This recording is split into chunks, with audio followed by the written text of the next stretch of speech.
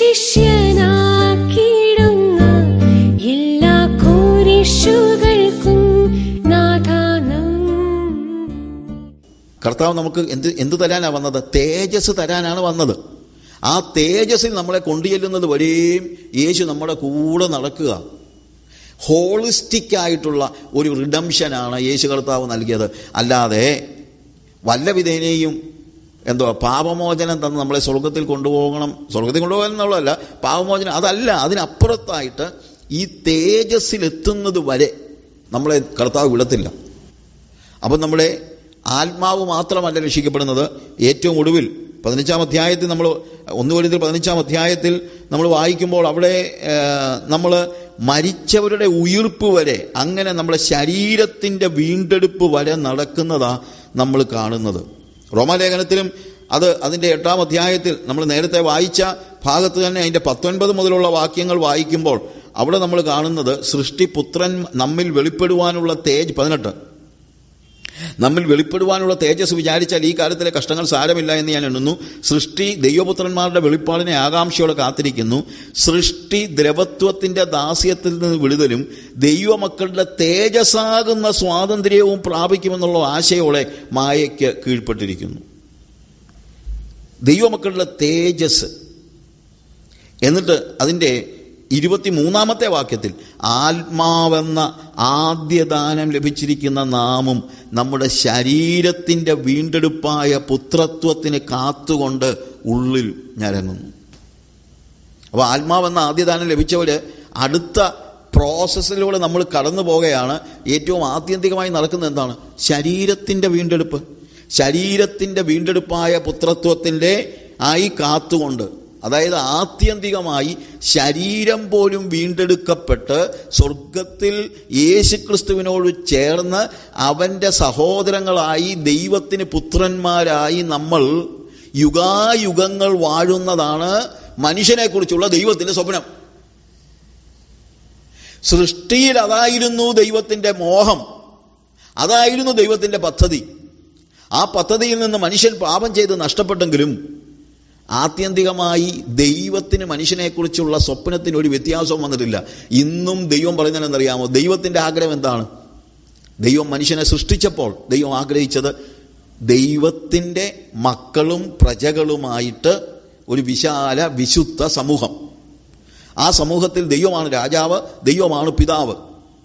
അത് ആദമിനെ സൃഷ്ടിച്ചപ്പോൾ തന്നെ ഉണ്ടായിരുന്ന ദൈവത്തിൻ്റെ മോഹമാണ് എന്ന് നമ്മൾ പറഞ്ഞു. അതേ മോഹമാണ് വീണ്ടെടുത്തപ്പോഴും ഉണ്ടായിരുന്നത്. സൃഷ്ടിയിൽ ദൈവം നമ്മളിൽ നിന്ന് എന്ത് പ്രതീക്ഷിച്ചോ അത് തന്നെയാണ് വീണ്ടെടുക്കുമ്പോഴും ദൈവം നമ്മളിൽ നിന്ന് പ്രതീക്ഷിക്കുന്നത്. ആത്യന്തികമായി നമ്മൾ എവിടെ ചെന്ന് ചേരണം? നമ്മുടെ ശരീരം പോലും വീണ്ടെടുക്കപ്പെട്ടവരായി ദൈവത്തിൻ്റെ സന്നിധിയിൽ അവൻ്റെ പുത്രന്മാരായി നിത്യ നിത്യ നിത്യ യുഗങ്ങൾ അവനോട് കൂടെ വാഴുന്നതാണ് ദൈവത്തിന് മനുഷ്യനെക്കുറിച്ചുള്ള ആത്യന്തിക പദ്ധതി എന്ന് പറയുന്നത്. ഹല്ലേലൂയ. അപ്പോൾ ഒരു ചെറിയ കാര്യമല്ല. നമ്മൾ പലപ്പോഴും ഈ വീണ്ടെടുപ്പിനെ ഒന്നും അങ്ങനെ ഹോളിസ്റ്റിക്കായിട്ട് മനസ്സിലാക്കുന്നില്ല. അതൊരു വലിയൊരു പ്രശ്നമാണ്. നമ്മൾ ഇപ്പോൾ വന്ന് പാപത്തിൽ നിന്നുള്ള വിടുതൽ പോലും കാണുന്നില്ല. അതൊക്കെയാണ് ഒരു വലിയൊരു പ്രോബ്ലം എന്ന് പറയുന്നത്. പാപത്തിൽ നിന്നുള്ള വിടുതലിനെ കുറിച്ച് പോലും നമ്മൾ ശരിയായിട്ട് മനസ്സിലാക്കുന്നില്ല എന്നുള്ളതാണ്. ദാരിദ്ര്യത്തിൽ നിന്ന് വിടുവിക്കും, രോഗത്തിൽ നിന്ന് വിടുവിക്കും, കടത്തിൽ നിന്ന് വിടുവിക്കും. ഇതൊക്കെയാണ് നമ്മൾ പറയുന്നത്. നിന്റെ കടത്തിൽ നിന്ന് നിന്നെ വിടുവിക്കുവാൻ, നിന്റെ കടമെല്ലാം മാറ്റാൻ, നിന്റെ രോഗത്തിൽ നിന്ന്. കർത്താവ് നമ്മളെ രോഗം സൗഖ്യമാക്കുന്നു. നമ്മളെ മക്കളല്ലേ, അതുകൊണ്ട് സൗഖ്യമാക്കുന്നുണ്ട്. പക്ഷേ യേശു കർത്താവിൻ്റെ ദൗത്യം എന്ന് പറയുന്നത് നമ്മുടെ ചില്ലറ കടങ്ങൾ വീട്ടാനല്ല. അല്ല, നിങ്ങൾക്കിപ്പോൾ ഒരു 2 കോടി കടമുണ്ടെന്ന് വെച്ചു. അതിപ്പം ഒരുത്തന് തോന്നിയ 10 കോടി അല്ലെങ്കിൽ 50 കോടി കയ്യിലുള്ള ഒരുത്തൻ ചിന്തിച്ചാൽ ചിലപ്പോൾ നിങ്ങളുടെ കടം വീട്ടാൻ പറ്റുമായിരിക്കും. ഇല്ലേ? തീർച്ചയായിട്ടും പറ്റും. നിങ്ങൾക്ക് രോഗമുണ്ടെങ്കിൽ പ്രാർത്ഥിച്ച് സൗഖ്യമാകും, ചികിത്സിച്ചാലും ചിലപ്പം സൗഖ്യമായെന്നിരിക്കും. എന്നാൽ ദൈവം ദാരിദ്ര്യത്തിൽ നിന്ന് വിടുതൽ. ഇവിടെ ദാരിദ്ര്യത്തിൽ നിന്ന് വിടുതൽ ഇപ്പം ദൈവമക്കൾ മാത്രമാണോ ദാരിദ്ര്യം ഇല്ലാതെ ജീവിക്കുന്നത്? ഒന്നുമല്ല. ലൗകികരായ ആളുകളും അങ്ങനെയൊക്കെ അല്ല ജീവിക്കുന്നത്. അല്ലെങ്കിൽ ഒരാളെ ദാരിദ്ര്യത്തിൽ നിന്ന് വിടുവിക്കാൻ ധനികനായ ഒരു വ്യക്തി കഴിഞ്ഞെന്നിരിക്കും, ഇല്ലേ? പക്ഷേ ഇതൊന്നും സംഭവിക്കാൻ കഴിയാത്ത കാര്യമാണ്. പാപത്തിൻ്റെ ശിക്ഷയിൽ നിന്ന് നമ്മളെ വിടുവിക്കുവാനായിട്ട് ഇവർക്ക് ആർക്കും കഴിയുകയില്ല. അപ്പോൾ വീണ്ടെടുപ്പെന്ന് പറയുമ്പോൾ പാപത്തിൻ്റെ ശിക്ഷയിൽ നിന്നുള്ള വിടുതലാണ് പ്രാഥമികമായി വരേണ്ടത്. എന്നാൽ അതൊരു തുടക്കം മാത്രമാണ്. പാപവിമോചനം അഥവാ പാപത്തിൻ്റെ ശിക്ഷയിൽ നിന്നുള്ള വിടുതൽ ഒരു തുടക്കം മാത്രമാണ്. ആത്യന്തികമായി എവിടെ വരെ വരണം? തേജസ്കരണം വരെ വരണം. അങ്ങനെ ഒരു ഹോളിസ്റ്റിക് ആയിട്ടുള്ള ഒരു റിഡംഷനാണ് കർത്താവ് പ്ലാൻ ചെയ്തിരിക്കുന്നത്. നമ്മളെ പാപത്തിൽ നിന്ന് വിടുവിച്ച്, പാപത്തിൻ്റെ ശിക്ഷയിൽ നിന്ന് വിടുവിച്ച്, പാപത്തിൻ്റെ ശക്തിയിൽ നിന്ന് വിടുവിച്ച്, പാപത്തിൻ്റെ സ്വഭാവത്തിൽ നിന്ന് വിടുവിച്ച് നമ്മൾ അവൻ്റെ സ്വരൂപത്തോട് അനുരൂപരാകുന്ന. അതുകൊണ്ടാണ് പൗലോസ് പറയുന്നത്, ക്രിസ്തു നിങ്ങളുടെ ഉള്ളിൽ ഉരുവാകുവോളം ഞാൻ വീണ്ടും പ്രസവവേദനപ്പെടുന്ന എൻ്റെ പ്രിയ മക്കളെ. ക്രിസ്തു ഉള്ളിൽ ഉരുവാകുന്ന കർത്താവിനെ നമ്മൾ ഉള്ളിൽ സ്വീകരിച്ചു, നമ്മൾ വീണ്ടെടുക്കപ്പെട്ടു, നമ്മൾ രക്ഷിക്കപ്പെട്ടു, ഇതെല്ലാം ശരിയാണ്. പക്ഷേ ക്രമേണ ക്രിസ്തു നമ്മിൽ ഉരുവാകുന്ന ഒരവസ്ഥയുണ്ട്. അപ്പോഴാണ് നമ്മൾ തേജസ്സിലേക്ക് നടന്നുകൊണ്ടിരിക്കുന്നതായ ഒരു അവസ്ഥ നമുക്ക് കാണാൻ കഴിയുന്നത്.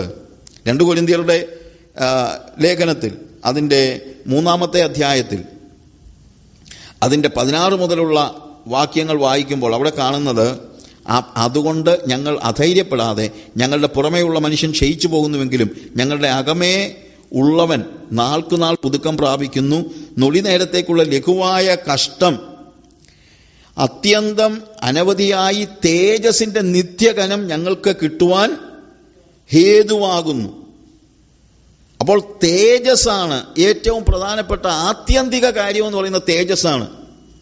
അതുകൊണ്ടാണ് നമ്മൾ കാണുന്നത്, അതുകൊണ്ട് നമ്മൾ തേജസ്സിന്മേൽ തേജസ് പ്രാപിച്ച് അവൻ്റെ അതേ പ്രതിമയായി രൂപാന്തരപ്പെടുന്നു. തേജസ്സിന്മേൽ തേജസ് പ്രാപിച്ച്. അങ്ങനെ വീണ്ടെടുക്കപ്പെട്ട പാപമോചനം പ്രാപിച്ച വ്യക്തി പിന്നീട് അവൻ്റെ ലോകത്തിലേക്കൊരു മടങ്ങിപ്പോക്കില്ല. വാതിലിനപ്പുറത്ത് മരണമാണ്, അവനൊരു മടങ്ങിപ്പോക്കില്ല. മടങ്ങിപ്പോയാൽ അവിടെ മരണം പതിയിരിപ്പുണ്ട്. അവൻ അകത്തുള്ളിടത്തോളം കാലം അവന് യാതൊരു ശിക്ഷാവിധിയുമില്ല. ഒരുവൻ രക്ഷിക്കപ്പെട്ട് കഴിഞ്ഞാൽ പിന്നീട് അവൻ ഒരു ശിക്ഷാവിധിയും ഇല്ല എന്ന് നമ്മൾ പറയുന്നു, ശരിയാണ്. പക്ഷെ വേറെ കാര്യമുണ്ട്. നമ്മുടെ ഈ ഉദാഹരണത്തിനകത്ത് നോക്കിക്കഴിഞ്ഞാൽ ഈ വാതിലിനകത്തൂടെ കയറി കഴിഞ്ഞിട്ട് ഈ വാതിലിൽ കൂടെ തിരിച്ചു പോയാൽ മരണം അവിടെ പതിയിരിപ്പുണ്ട്. തിരിച്ചു പോകരുത്. ഇതിനകത്ത് നിനക്ക് ശിക്ഷാവിധിയില്ല. എന്നാൽ കയറിയ വാതിലിലൂടെ വീണ്ടും എന്ത് ചെയ്യണം? തേജസ്സിന്മേൽ തേജസ് പ്രാപിച്ച് അവൻ്റെ അതേ പ്രതിമയായി രൂപാന്തരപ്പെടണം. ഏറ്റവും ആത്യന്തികമായി നമ്മൾ തേജസ് പ്രാപിക്കുന്നതാണ് നമുക്ക് മനസ്സിലാക്കാൻ കഴിയുന്നത്. തേജസ് പ്രാപിക്കുന്നതായ ഒരു അവസ്ഥ. പ്രിയമുള്ളവരെ, അങ്ങനെ ഒരു അവസ്ഥയിലേക്കുള്ള ഒരു വളർച്ചയാണ് ദൈവം നമ്മളിന്ന് പ്രതീക്ഷിക്കുന്നത്. അതുകൊണ്ടാണ് ഞാൻ പറഞ്ഞത്, കർത്താവ് നമുക്ക് വേണ്ടി ഒരുക്കിയിരിക്കുന്ന ആ തേജസ്സിൻ്റെ പദ്ധതി ഒരു ഹോളിസ്റ്റിക് ആയിട്ടുള്ള, ഇടയ്ക്ക് നിർത്തുന്നതല്ല. പാപമോചനമാണ് അതിൻ്റെ തുടക്കം. പക്ഷെ അവിടെ കൊണ്ട് തീരുന്നില്ല. പാപമോചനം എന്ന് പറയുമ്പോൾ പാപത്തിൻ്റെ ശിക്ഷയിൽ നിന്നുള്ള വിടുതൽ. എന്നാൽ അകത്ത് കടന്നു കഴിഞ്ഞാൽ നമ്മിലേക്ക് അവിടുന്ന് പാപത്തിൻ്റെ ശക്തിയിൽ നിന്നുള്ള വിടുതൽ നൽകുന്നു, സ്വഭാവത്തിൽ നിന്നുള്ള വിടുതൽ നൽകുന്നു. ഏറ്റവും ആത്യന്തികമായി അവിടുന്ന് നമ്മളെ തേജസ്സിലേക്ക് നടത്തുന്നു. ഇപ്പോഴേ നമ്മൾ തേജസ്സിലാണ്. തേജസ്സിന്മേൽ തേജസ് പ്രാപിച്ച് അവൻ്റെ അതേ പ്രതിമയായി രൂപാന്തരപ്പെടുന്നു. നമ്മൾ justified, we are justified, we are sanctified. Sanctification ഒരു പ്രോസസ്സാണ്. ആത്യന്തികമായിട്ട് നമ്മൾ തേജസ്കരിക്കപ്പെടുന്നതായ ഒരു അവസ്ഥ. നമുക്ക് കണ്ണുകളെ അടയ്ക്കാം ഒരു നിമിഷം. ഹല്ലേലൂയ. സ്വർഗപിതാവേ, ഞങ്ങളുടെ തേജസ്സിനായി മുൻ നിയമിച്ച എന്ന വാക്കുകളെ ഞങ്ങൾ ഓർക്കുന്നു. കർത്താവേ, നിന്റെ സ്വപ്നങ്ങൾക്കൊരിക്കലും വ്യത്യാസമില്ല. ആദവനെയും ഹവ്വയെയും സൃഷ്ടിച്ചപ്പോൾ നീ അവരെ തേജസ് ഉടുപ്പിച്ചു. അവരെ തേജസ്സിൽ വളർത്തുവാൻ അവിടുന്ന് പരിശ്രമിച്ചു. എന്നാൽ അവർ ആ തേജസ്സിൻ്റെ വസ്ത്രം പാപത്തിൻ്റെ കത്തി കൊണ്ട് കുത്തിക്കീറിക്കളഞ്ഞപ്പോൾ ആ തേജസ്സിൻ്റെ വസ്ത്രം മടക്കി കൊടുക്കുവാൻ നിന്റെ പുത്രനെ നീ അയച്ചു. നിന്റെ പുത്രൻ്റെ മരണത്താൽ അവിടുന്ന് ആ തേജസ് മനുഷ്യന് മടക്കി കൊടുക്കുവാൻ വേണ്ടി പാപത്തിൻ്റെ ഒരു ചെറിയ കീറൽ പോലുമില്ലാതെ ആ തേജസ്സിൻ്റെ വസ്ത്രം മടക്കി കൊടുക്കുവാൻ അവിടുന്ന് കാൽവറി ക്രൂശിൽ സ്വന്തം ജീവനെ വെടിഞ്ഞത് ഞങ്ങൾ ഓർക്കുന്നു. ഇന്നിപ്പോൾ ഞങ്ങൾക്ക് നീ തേജസ്സിൻ്റെ വസ്ത്രം മടക്കി തന്നിരിക്കുന്നു. എന്നാൽ വീണ്ടും ഞങ്ങൾക്ക് വിശുദ്ധീകരണത്തിൻ്റെ പാതയിലൂടെ ഇപ്പോൾ ഞങ്ങൾക്ക് പുത്രത്വം ലഭിച്ചു കഴിഞ്ഞിരിക്കുന്നു. We are your children, we are children of God. പുത്രത്വം ഞങ്ങൾക്ക് ലഭിച്ചെങ്കിലും അനേകം പുത്രന്മാരെ തേജസ്സിലേക്ക് നടത്തുന്ന യേശുവിൻ്റെ പിന്നാലെ, യെസ് ലോർഡ്, നീ തേജസ്സിൻ്റെ വസ്ത്രം തന്ന് ഞങ്ങളെ പുത്രന്മാരാക്കി. എന്നാൽ ആ തേജസ്സിലേക്ക്, വീണ്ടും കൂടുതൽ തേജസ്സിലേക്ക്, തേജസ്സിന്മേൽ തേജസ് പ്രാപിച്ച് നിന്റെ അതേ പ്രതിമയായി രൂപാന്തരപ്പെട്ട് തേജസ്കരണത്തിൻ്റെ ആ നിലയിലേക്ക് വളരുവാൻ ഞങ്ങളെ നീ ശക്തീകരിക്കണമേ. യേശുവിൻ്റെ നാമത്തിൽ തന്നെ ആമേൻ.